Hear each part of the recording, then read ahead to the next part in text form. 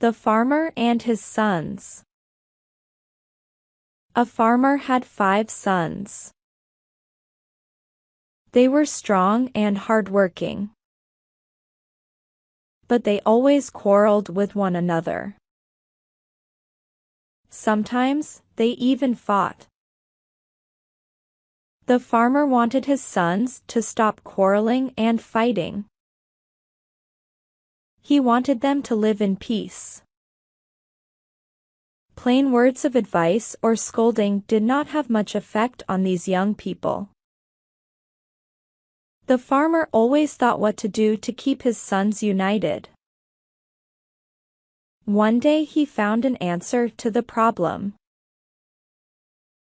So, he called all his sons together.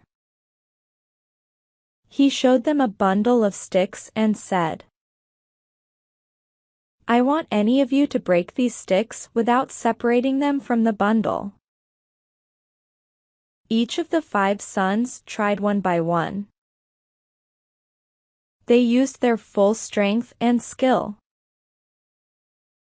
but none of them could break the sticks.